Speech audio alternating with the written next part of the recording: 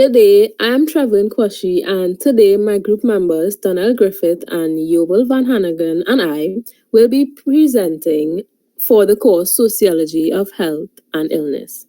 We were given 3 topics to choose from for our focus, and we decided on mental health and illness to explore with the knowledge we have gained on sociological perspectives and the sociology of health and illness.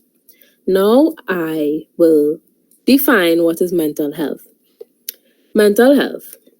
It is an integral, essential part of overall health, which can be defined in at least 3 ways: as the absence of disease, as a state of the organism that allows the full performance of all of its functions, or as a state of balance within oneself between physical and social environment. Sartorius, 2002. Now I will pass you on to Yobel and he will start us off with part A. All right, thank you, Trevon. Part A deals with critically exploring the role of any 2 societal issues which underpin health, disease, illness, and sickness, with reference to a selected health topic within the Caribbean region. The health topic that we will be dealing with is mental health and illness. Substance abuse. Based on the WHO assessment instrument for mental health systems, unipolar depression alone has been identified as the 5th largest contributor to disease in Guyana. Guyana is also plagued with high rates of mental health problems resulting from substance abuse. Similar increases in mental illnesses such as schizophrenia have been noted in Jamaica. Substance abuse. Substance abuse is the medical term used to describe a pattern of using a substance, drug, that causes significant problems or distress. It is recognized as a medical brain disorder and refers to the abuse of illegal substances such as marijuana, heroin, cocaine, or methamphetamine, or it may be the abuse of legal substances such as alcohol, nicotine, or prescribed medications. Alcohol is the most common legal drug of abuse. Comorbidity refers to the fact that 2 conditions, such as specific mental health disorder and a substance use disorder, often coexist together. What this means is that in many people with addictions, there is an underlying mental health issue. While neither condition may cause the other, they do often exist together. The changes that take place in the brain due to substance abuse occur in the same brain areas that are impacted by depression, anxiety, schizophrenia, and bipolar disorder. Substance abuse and mental health disorders such as depression and anxiety are closely linked, although one does not necessarily directly cause the other. Abusing substances such as marijuana can cause prolonged psychotic reactions, while alcohol can cause depression and anxieties to worsen. People often abuse alcohol or drugs to ease the symptoms of an undiagnosed mental disorder, to cope with difficult emotions, or to temporarily change their mood. Unfortunately, self-medicating with drugs or alcohol causes side effects and in the long run often worsen the symptoms they initially may have helped to relieve. Alcohol and drug abuse can cause symptoms of mental health problems to worsen. Substance abuse may sharply increase symptoms of mental health illness or even trigger new symptoms. Alcohol abuse or drug abuse can also interact with medications such as antidepressants, anxiety medications, and mood stabilizers, making them less effective or managing symptoms or delaying the recovery. Unemployment. The term unemployment refers to a situation when a person who is actively searching for employment is unable to find work. It signals the ability or inability of workers to readily obtain gainful work to contribute to the productive output of the economy. This doesn't include persons who leave the workforce for other reasons such as retirement, higher education, or disability. The COVID-19 pandemic has caused an unprecedented impact on Latin America and Caribbean labor markets, which have already experienced a sharp increase in unemployment rates. This situation leaves millions of people unemployed and without income, which will cause an increase in inequality and poverty in the region. Unemployment consistently can be found to have a negative impact on on a range of health outcomes, specifically towards mental health through stress and reduced self-esteem arising from the loss of the day-to-day structure of work or the stigma associated with unemployment. Research on unemployment shows that losing one's income is detrimental to mental health and often physical health without even serious financial strain. According to Connie Wanberg, a PhD, and who has a PhD and is an industrial and organizational psychologist at the University of Minnesota, work provides us time structure, it provides us identity, it provides us with purpose, as well as social interactions with others. When you lose all of that due to unemployment, it creates a lot of difficulties for persons. The longer the stretch of unemployment, the worse people fare, with persons out of work for 6 months or more experiencing the worst mental health outcome. Countries with high wealth inequality and weak unemployment protections had worse mental health outcomes among the unemployed. I will now pass you on to Trivun Kwashi, who will presentation. Okay, so part B asks, critically evaluate the ways in which any two sociological perspectives of your choice may be applied to understand the sociological aspects of your selected health topic. The first perspective that I will be going into is the Marxist perspective. This perspective was founded by Karl Marx, a German philosopher. It focuses on capitalism and the differences among the different classes within society. The Marxist perspective is considered a macro perspective that places a lot of emphasis on the social structure within society through a historical dialectal materialism approach. Marxist sociologists believe that all diseases and illnesses are caused by capitalism. The corporate or upper class persons within society, these persons are also referred to as the bourgeoisie, they have control over everything, even healthcare, which is less accessible to persons of the lower class or the proletariat, as they are also called.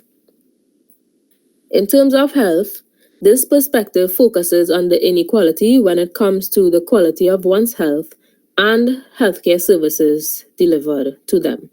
With capitalism, persons of the working lower class are forced to work long, demanding hours, sometimes in terrible working conditions and unhealthy working patterns, in order to receive a salary to try to maintain some sort of standard of living. Marxist sociologists believe that the process of production and service delivery is directly responsible for the stress-related and mental health issues among persons of the working class. They believe that due to inequality and exploitation, stress-related and mental health issues are common among the working class persons who make up the labor force in society. The majority of persons who exhibit symptoms of depression or anxiety or other mental health issues come from the working class population, come from the workforce.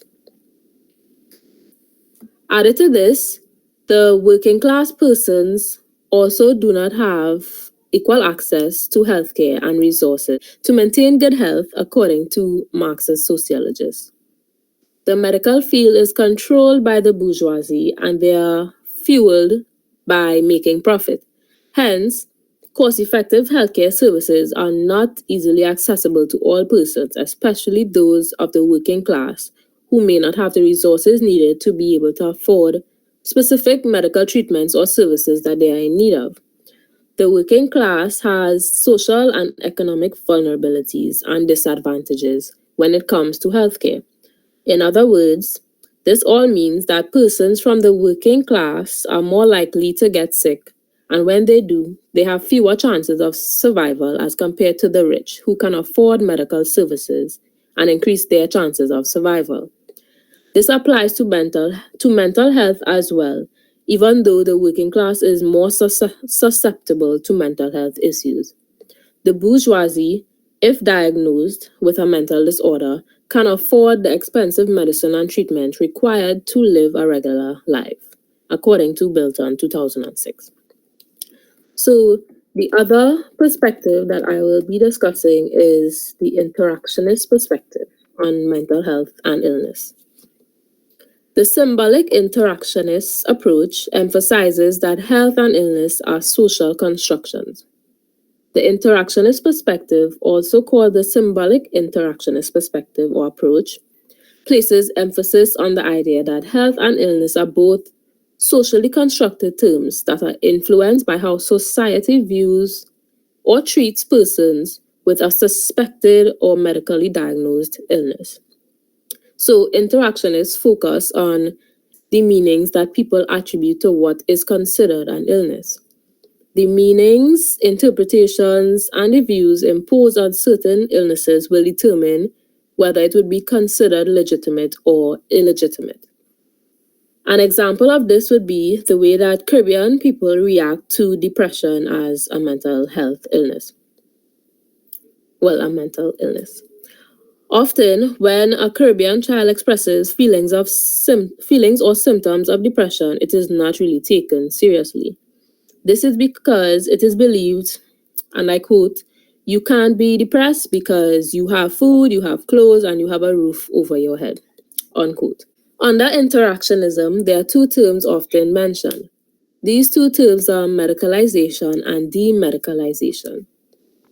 Medicalization is the term used to describe the process where deviant behavior can be considered sick behavior instead of simply being labeled as bad behavior. An example of this would be the change that we see in society from scolding or punishing a child for acting out at school for bad behavior being changed to testing these children and finding out if they can be diagnosed with a mental health disorder such as ADHD, which is attention deficit hyperactive disorder, and oppositional defiant disorder, which is ODD. These two mental health disorders cause persons to have so-called deviant behavior. Society is now required to acknowledge that deviant behavior can be a sign of a mental health issue rather than just behavior of an undisciplined child. Mental health illnesses such as depression, anxiety, ADHD, ODD, and many others often go undiagnosed and ignored, and thus may be considered illegitimate in the Caribbean. Demedicalization. So, this term is used to describe the process where behavior that was previously seen as sick is now considered normal again. So, an example of this would be sexual orientations that deviated from the typical heterosexual relationships were seen as mental illnesses and deviant behavior in the past.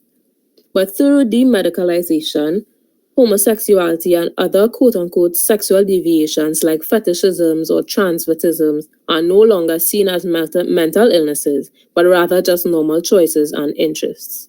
Sexual deviations like homosexuality is no longer considered a mental health disorder and has been removed from the Diagnostic and Statistical Manual of Mental Disorders, the 5th edition, which we also call the DSM-5 for short.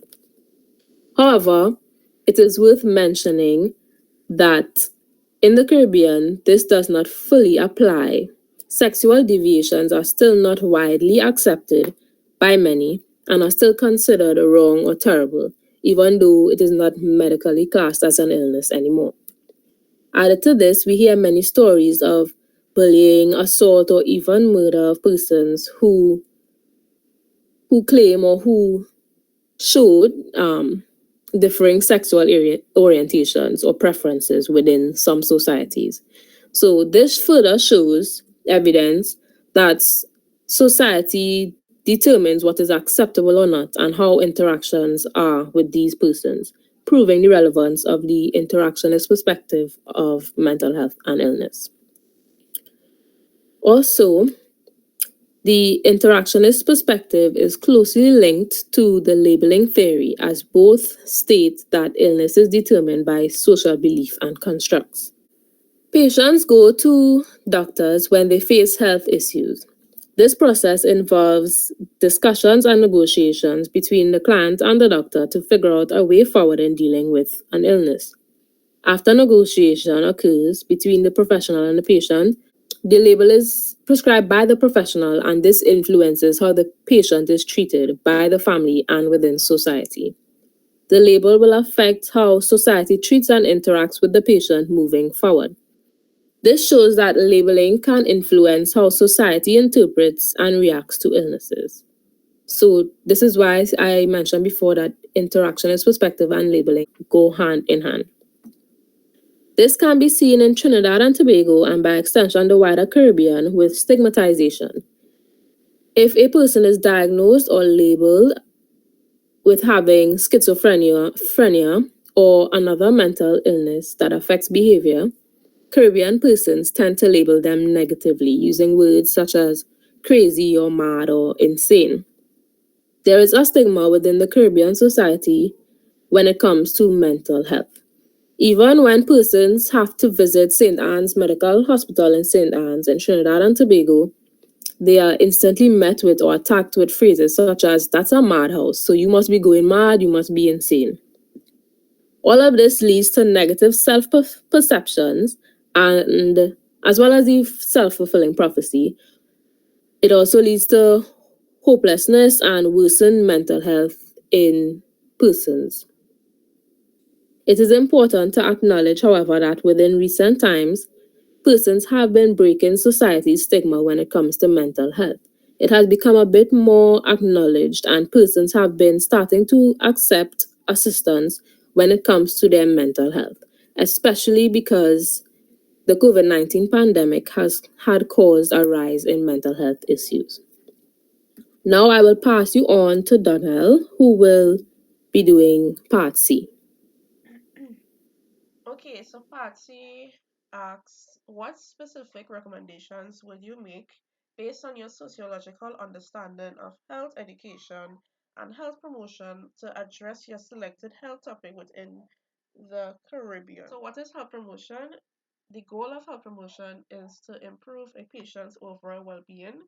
The health promotion model established by Nola Pender in 1982 highlights the multifaceted character of people as they interact with their surroundings in order to achieve good health. What is health education?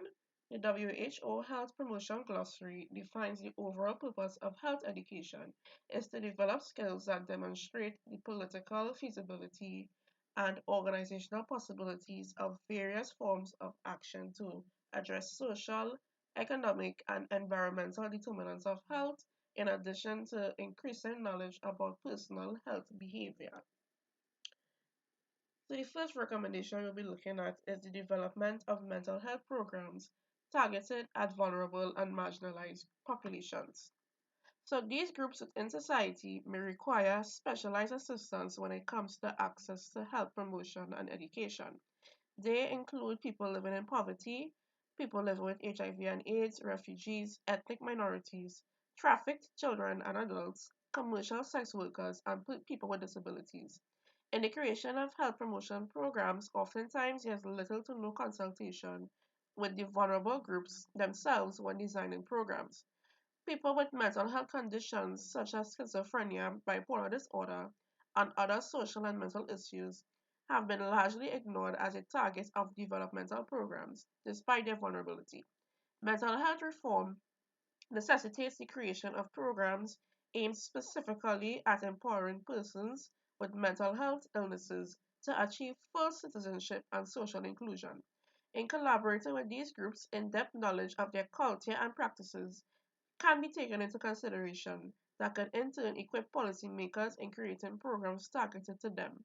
This approach reflects the life course perspective by Berkeley and others in 1998, which suggests that the more evidence there is of how early circumstances influence health later in life, the clearer it becomes that social class is only a small part of a bigger picture. The second recommendation is intervention in non health sectors such as education, social welfare, and the environment. Persons are at a higher risk of developing a mental illness when exposed to certain risk factors. For example, Nehemiah and others in 2020 maintained that lower education is associated with a lack of psychosocial resources. Not to mention, A lower socioeconomic standing has also been linked with the onset of mental illness. To meet the ultimate goal of having a holistically healthy population, aspects of these individuals' lives must first be improved. Firstly, the education sector must be revised to allow for the attendance of all groups of society, from primary, secondary to tertiary education. This can be accomplished by establishing a more inclusive syllabus for all learners and their specific learning style. Oftentimes, persons with learning challenges and/or special needs are isolated or forgotten in the classroom, resulting in school dropouts and attaining odd jobs to survive. With a more educated population and persons going on to tertiary education and eventually joining the workforce, there could be an improvement when it comes to mental health. The second non health sector is the promotion and prioritizing of social welfare. Social welfare programs may be effective instruments for supporting mental health by shielding vulnerable individuals from poverty and debt. The Social Welfare Division of Trinidad and Tobago offers a range of social assistance grants to persons in need who have little or no means of support. However, these programs are often prone to corruption and the division of resources is unequal. Not to mention, funds allocated to welfare programs are limited and only assist a small percentage of the vulnerable in society. Strategizing and reallocation of funds to social services must be put in place to allow persons to build their social capital, which is social life elements such as networks, conventions, and trust that enable persons to work together more successfully to achieve a common goal. Next, we have intervention in the environment of individuals. This is the social, cultural, and physical setting in which a person's life unfolds. It has been noted that a person's environment plays a significant role in their mental health. Climate change has a notable impact on individuals as it can bring on feelings of anxiety and not to mention heat, stress/strokes. The Caribbean region is an area prone to tropical disasters and can cause fear and anxiety for the future. Not to mention, human exposure to chemicals can cause depression, psychiatric, and neurological disorders. These issues can be addressed firstly by improving the infrastructure in countries, especially those prone to natural disasters, as well as prioritizing disaster preparedness and management year round. Similarly, industries and factories should be mandated to properly dispose of their waste and sewage. Affordable housing should be built for persons working at said factories or industries that would allow them to be near their workplace but also living in a safe and wholesome environment. This adds to Pender's stance that the environment can be manipulated by the individual to create a positive context of facilitators for health enhancing behaviors along with the relevant stakeholders. Next, we have the promotion of mental health wellness in schools. In the Caribbean region, mental health is still a taboo topic in most countries and is not viewed as a real concern. However, in recent times and with the boost in social media, mental health has come to the forefront, but is still not a part of school curriculum like sex education or religious knowledge/ethics. Schools are an excellent location for promoting mental health as it is a natural environment in which young people may develop agency, security, and personal freedom while also acknowledging any restrictions that this may entail. Mental health promotion should be instilled at a young age from preschool onward. The whole school approach to children's mental health entails applying measures along a continuum to improve all students' mental health with a focus on promotion and universal, selective, and indicated prevention. The following are some of these strategies.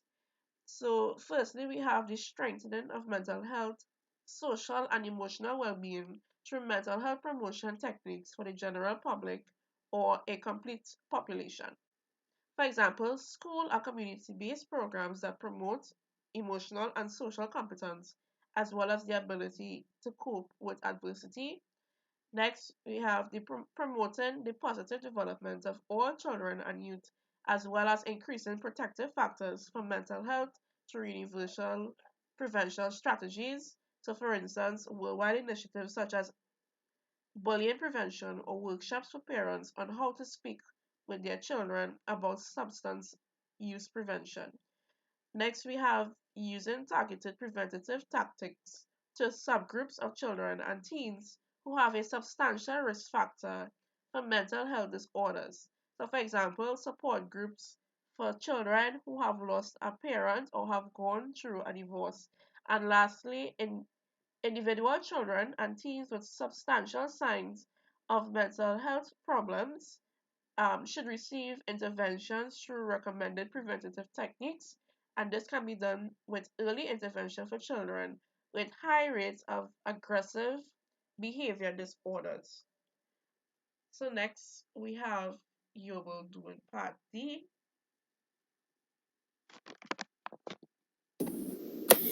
All right, thank you, Donnell. Part D deals with finding two ways in which the discipline of sociology in general and the sociology of health and illness in particular can help individuals, groups, and governments address the social aspects of the selected health topic, which that being mental health and illness. And the two ways in which this can be done is through one, research, and two, awareness. The distinctive emphasis of sociological approaches is on how processes such as life events, social conditions, social roles, social structures, and cultural systems of meaning affect states of mind. Many sociologists study how social conditions affect levels of mental health. Contemporary studies in the sociology of mental health confirm the importance of social integration as a fundamental cause of well being.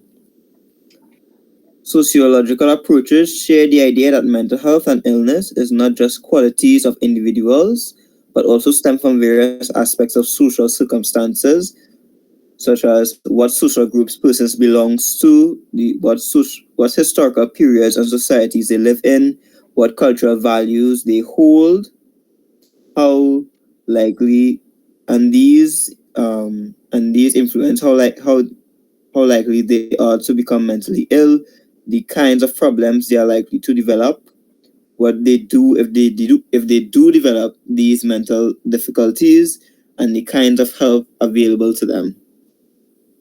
Research. It is important that governments adopt and integrate mental health policies into public health policies because mental disorders cause a heavy burden for societies, impedes the development of other health and development targets. In order to get mental health international policy, it is important to identify and engage key agencies and stakeholders in the overall process so that there is a shared ownership of the vision and its implementations. They also need to obtain a good understanding of the current situation, meaning the context, the needs, the demands, the current policies, service inputs, processes, and outcomes. It should also develop an overall mission statement, set goals and targets to aim for, identify and engage key agencies, and develop strategic plans and implementation frameworks with these agencies, which take the local situation into account and which specifically tackle local issues, constraints. They also need to regularly review progress using a variety of outcome measures, and to fine-tune the strategy accordingly. Governments need to ensure that all relevant agencies are aware of the importance of mental health for the population and that they're aware of the influence that their activities can have on mental health.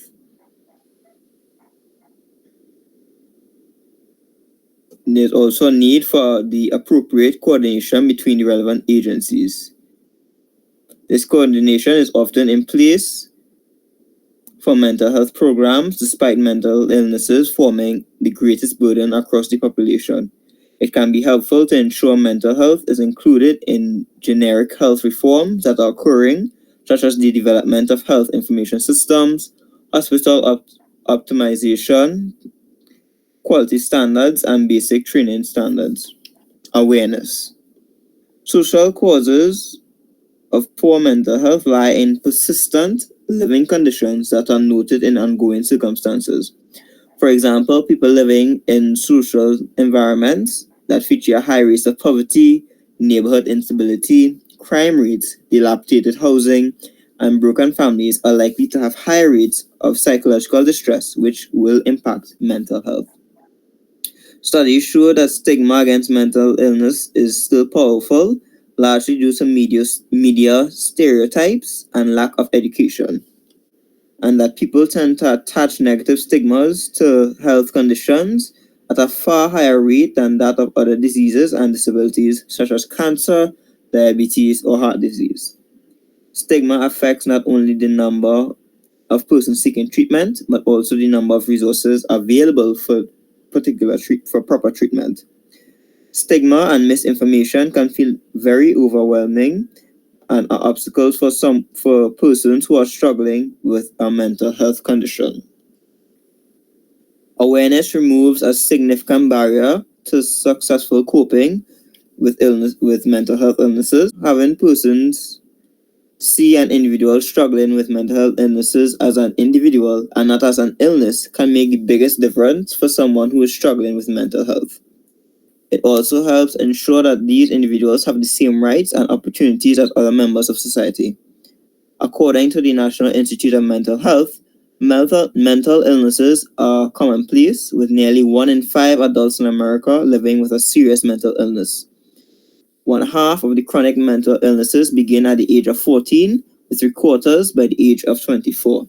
It is through the sociological approaches that the discipline of sociology in general and the sociology of health and illness that individuals, groups, and governments are able to address the social aspects of mental health and illness.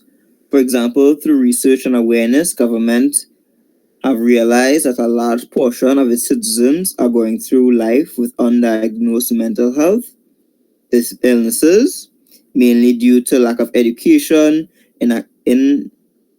inaccessibility to relevant resources, and negative societal stigma attached to being diagnosed with mental health. As such, certain policies need to be adjusted and or made to cater towards mental health of the nation, as well as the necessary resources and programs need to be put in place. Mental health education programs that delve into what is mental health and the different social aspects of mental health can help educate the public and help change the negative stigma. It is especially imperative that persons in impoverished areas of the nation have access to such information. None of this, however, can be done if research and awareness gained from the discipline in sociology in general and the sociology of health and illness from the sociological approaches is attained. That brings us to the end of our presentation. We thank you for your time and attention, and we do hope that you learned from something from this presentation regarding mental health and illness. Thank you.